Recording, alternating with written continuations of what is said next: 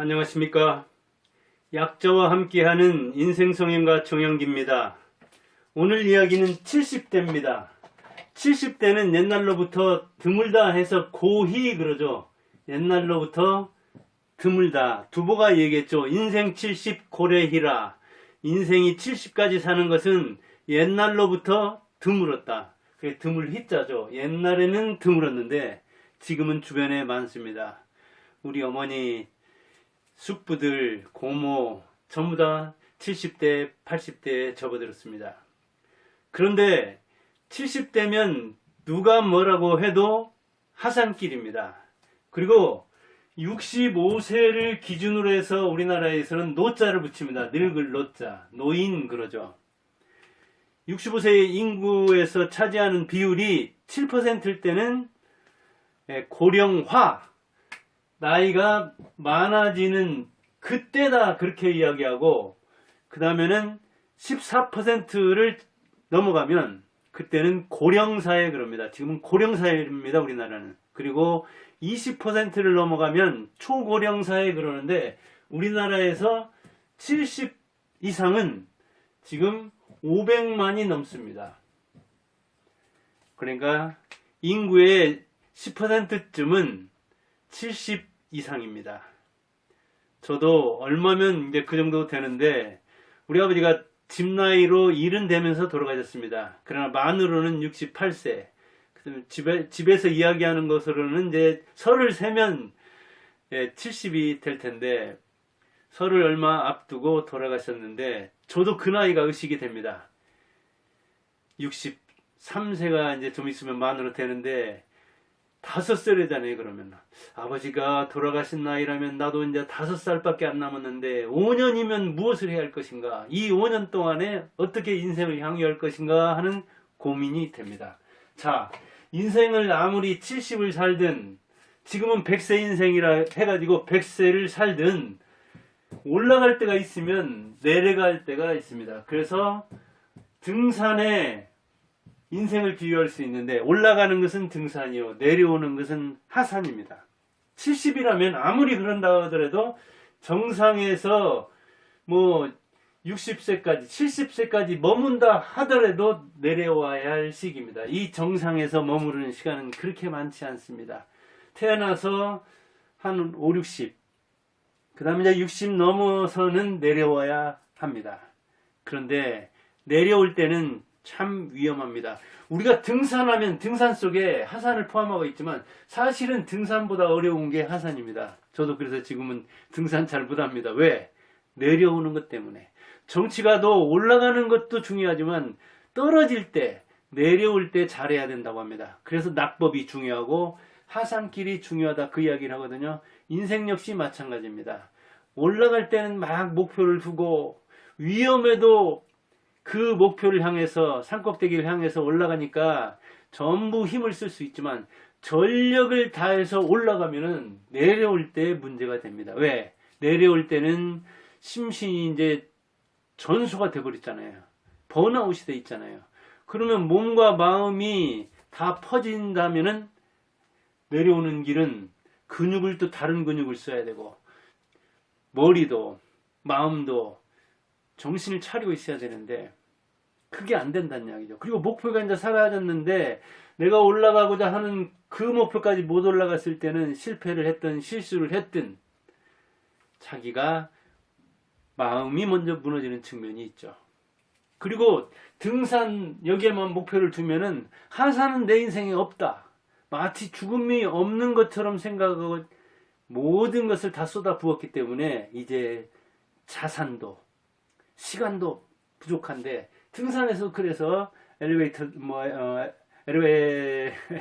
그 높은 산도, 히말라야 산도, 동산도, 작은 그런 어떤 그런 빌딩 하나도 올라갈 때보다 내려올 때가 위험합니다. 그리고 등산 사고는 대체로 하산에서 납니다.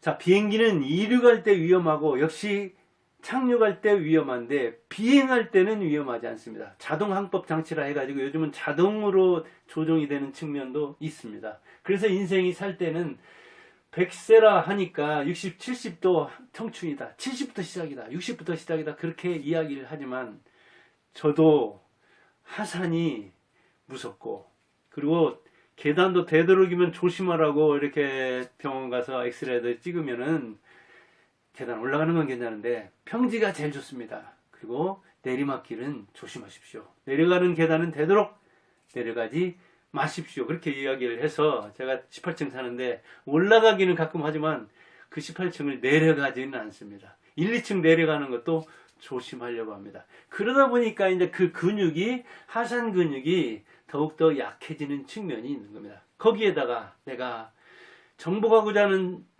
산을 정복하지 못했다.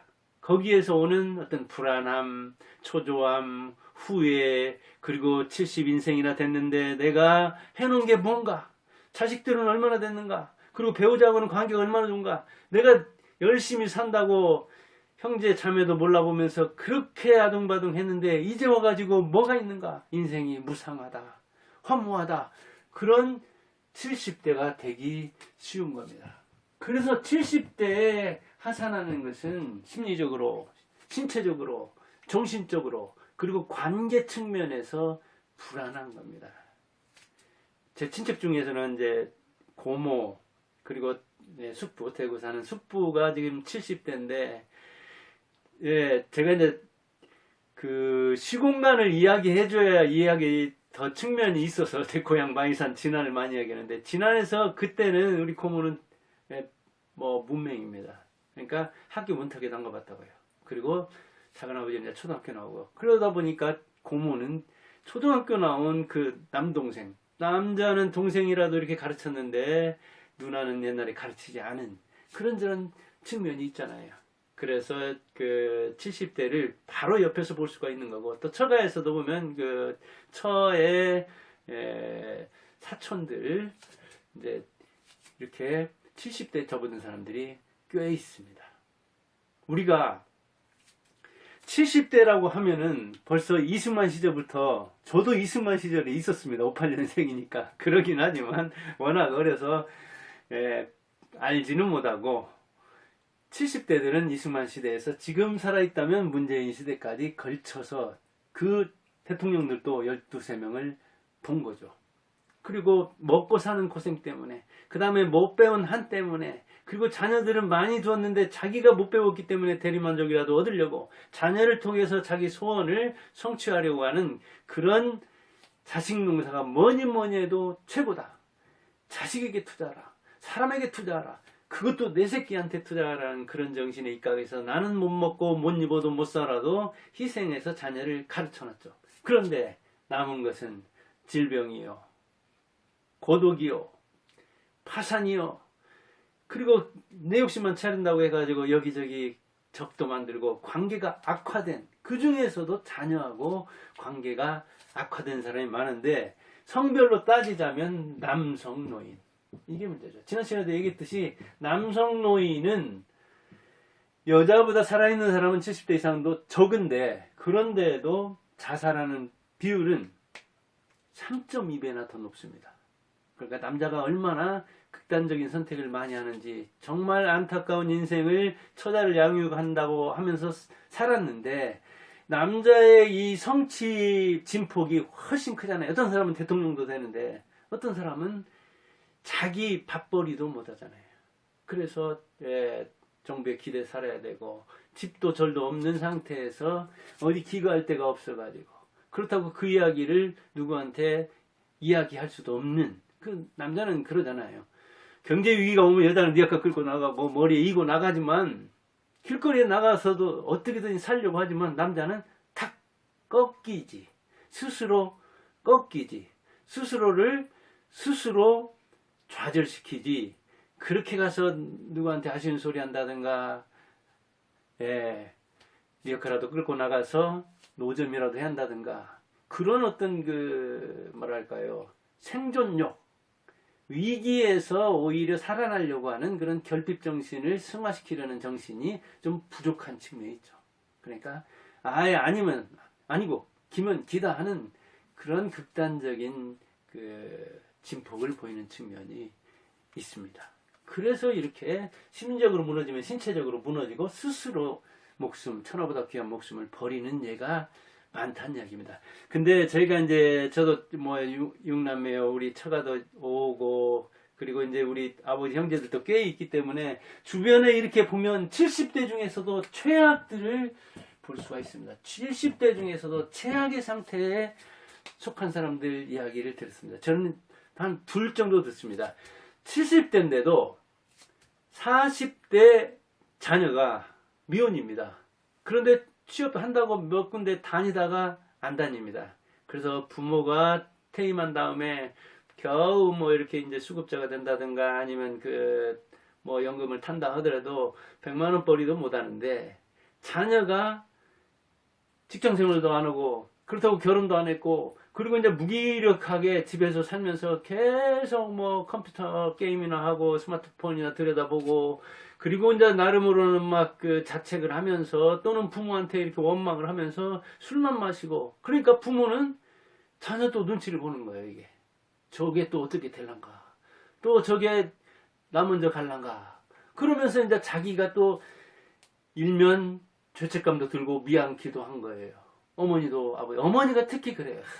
내가 자를 어릴 때 어떻게 키웠으면 더 건강했을 텐데 그때 자녀 교육에 대해서 좀 알고 그때 빚이라도 얻어서 다 투자를 했다면 서울에서 학교를 가르쳤다면 더 좋은 그 학원에 보냈더라면 그때 급전이라도 얻어서 과외 선생 누구누구는 내가 아는 누구누구는 부모들이 자녀 교육에 관여하니까 그 중에서도 어머니가 자식 농사를 짓는데 많이 관여하니까 어떻게 해서 부자들이 자녀를 가르쳤고 그 다음에 그 자녀들이 어떻게 됐는가를 잘 알잖아요. 그러니까 어머니는 그런 어떤 죄책감이 있는 겁니다. 이게. 근데 여자들이 더 많이 살잖아요. 그러니까 70대 80대 중에서도 어머니는 살아있는데 아들이나 딸이 그런 상태인 경우가 꽤 있습니다.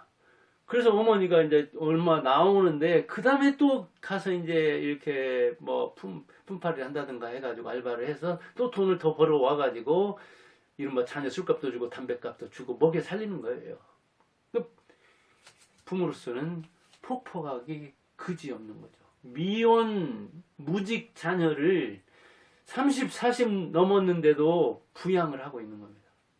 자기가 집에 있으면서 자녀가 자기를 봉양해야 되는데 봉양은커녕 자기가 양육을 해야 한다니까요. 그럴 때 원통하기 그지없죠.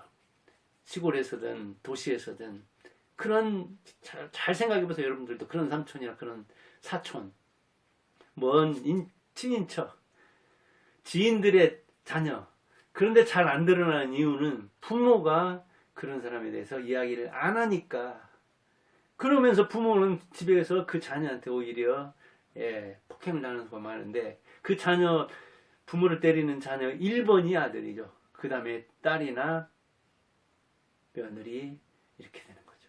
그러니까 자기 자녀가 자기에 대해서 그렇게 따지고 덤비기만 해도 자책감이 드는데 그렇게 나올 때는 폭행을 할 때는 언어 폭력 뭐 예사로 할 때는 자기가 얼마나 무너지겠습니까? 그런 최악의 경우가 있고 그 다음에 이제 제 안사람이 이렇게 저라고 또 시골 학교들을 많이 다녔습니다. 시골 학교를 많이 다니면 이제 도시에서 사는데 도시 사는 자녀가 사업이 안 된다든가 아니면 이혼을 해가지고 자녀를 시골로 보내는 경우가 많습니다. 시골에는 이제 지금은 뭐 이제 도시도 고등학교 이렇게 좀 더 의무 교육을 하려고 하는 경향이 있지만 옛날에는 시골 이제 혜택이 있었고 그 다음에 급식비다 뭐다 이런 것도 시골부터 이렇게 혜택을 줬잖아요. 그렇게 해서 그런 이제 뭐 부모한테 맡기는 측면도 있지만 시골에 그런 것도 있고 자기가 이제 일 나가려면 어떻게 감당을 못 하잖아요 자녀를. 그런 이른바 조손 자녀 그러죠. 할머니 할아버지가 손자 손녀를 키운다 그런 이야기죠. 그런 자녀들이 시골에서 학교를 다니는 경우가 많은데 문제는 역시 또 그 부모들이 즉 부모의 부모죠. 그러니까 자기 부모한테 명절 같은 때 와가지고 말이라도 좀 따뜻하게 하고 자녀 양육비라도 주고 학비라도 대주고 그래야 되는데 그러기는커녕 자기 잘못 키웠다고 막 하고 막 그런 겁니다. 왜 그때 나는 안 가르쳤냐. 딸 같으면 그렇게 원망하는 거야. 아들은 가르치면서. 왜 누구는 어디를 갔는데 나는 그때 안 보내줬냐. 좀 토해지로 보내가지고. 그렇게 했으면 나도 지금보다 더 잘 됐을 텐데, 더 가르쳤으면, 더 좋은 데를 보냈으면, 그렇지 않아도 부모는 그것 때문에 죄책감을 가지고 내가 아니고 나보다도 더 유능한 사람 만났다면, 우리 집이 아니라 더 좋은 집에서 태어났더라면 하는 그런 그 죄책감을 가지고 있는데, 그 민감한 죄책감, 그 부분을 잘 아는 거예요. 그냥 이 무능한 자녀일수록 편하게 사는데 아주 그런 머리는, 그런 슬기는 뛰어나거든요. 그렇게 해가지고 명절 놀러 와가지고 따뜻한 말커녕 용돈은커녕 자기 새끼 뭐 성적이 나쁘면 나쁘다고 하고 그 일상 습관이 안 좋으면 안 좋다고 그렇게 막 부모를 잡돌이하는 사람들도 있고 그렇다 합니다. 그런 얘기를 듣고 저도 직관적으로 목격을 하는데, 자기가 실패한 원인을 그렇게 40대 50대가 돼가지고 자녀 있는 데서, 이를테면 손자 손녀가 있는 데서 나무라니까 죽을 노릇이죠. 왜냐하면 어찌됐든 자녀라는 것은 자기가 절반 책임은 져야 되는 거잖아요. 자립한 이후에도. 그렇게 해서 경제적으로, 육체적으로, 심리적으로 한마디로 좌절 상태에 빠지게 되는 겁니다. 그러다 보니까 남자들 중에서는 그런 꼴 저런 꼴을 못 보고 이렇게 극단적인 선택을 하는 사람도 나오는 거고, 그 다음에 이제 이 생명력이 강한 할머니들은 죽어도 그래도 내가 이 자녀의 원망을 들으면서도 손자 손주를, 그 낮에는 아이들 학교 갔을 때는 가서 밥 메고 고추도 따고 수박 농사도 도와서 하루에 요새는 먼저 10만 원 안팎 그러잖아요. 그러면 그걸로 어디 학원도 보내고 학용품도 사주고 옷도 사주고, 그리고 도시에 사는 자식은 오히려 나 몰라라 하는 그런 측면이 있습니다. 70대가 그렇게 살고 있대, 80대가 그렇게 살고 있을 때 얼마나 원망스럽겠어요.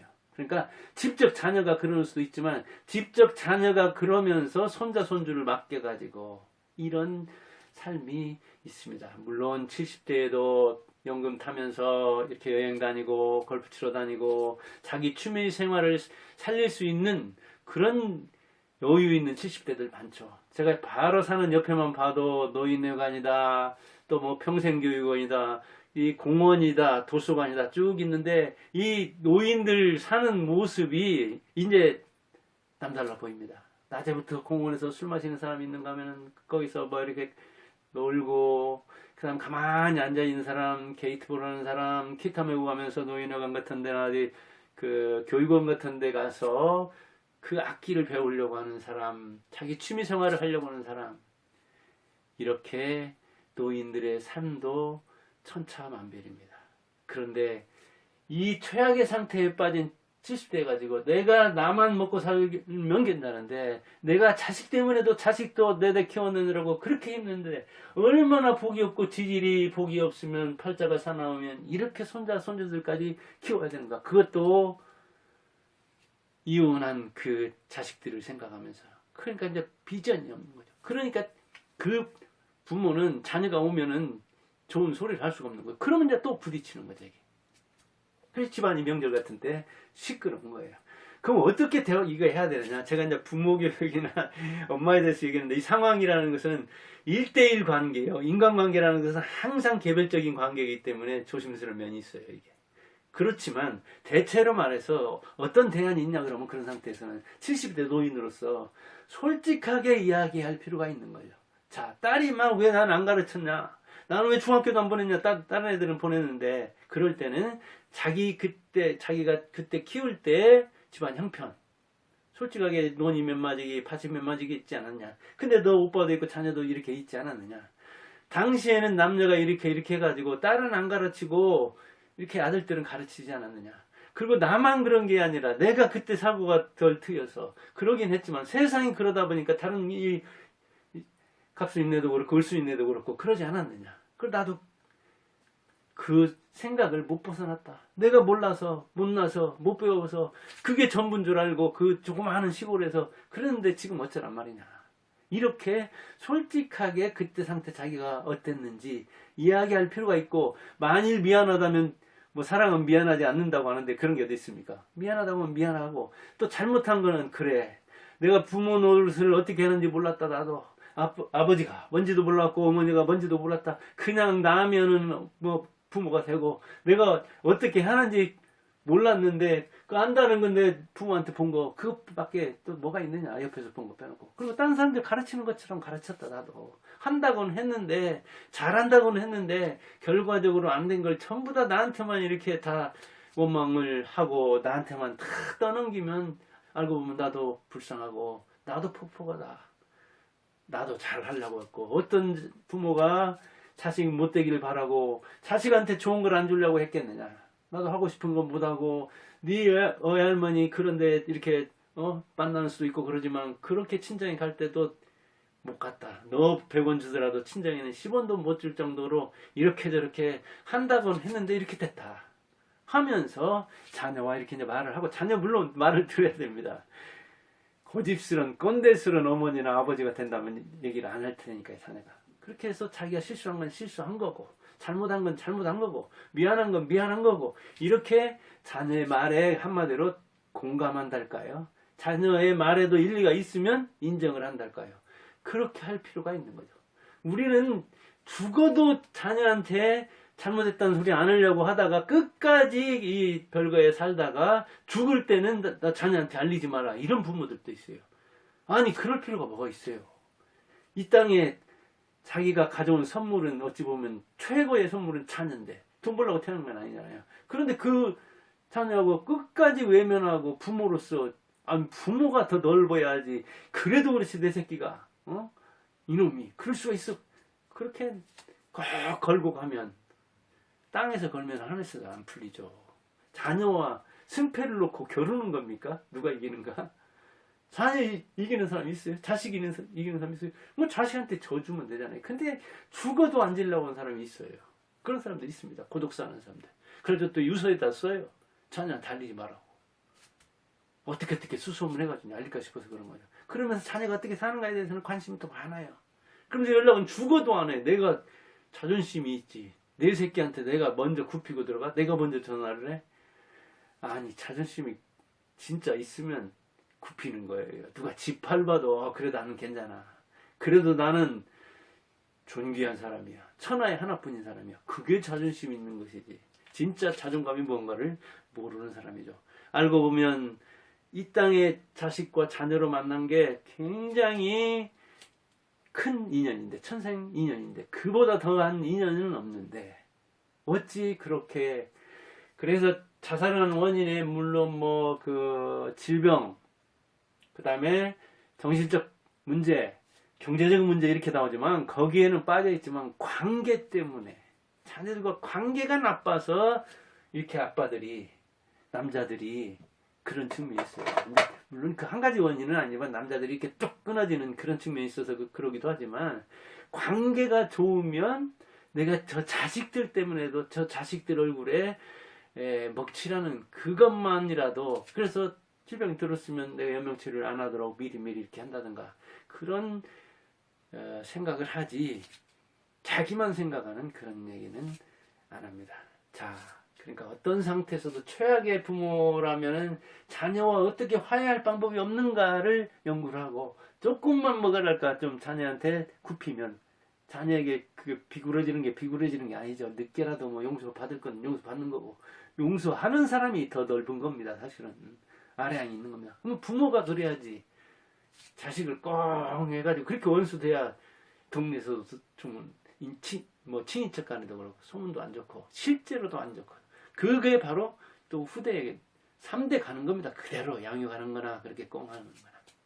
그래서 오늘은 70대 하산길은 위험하다.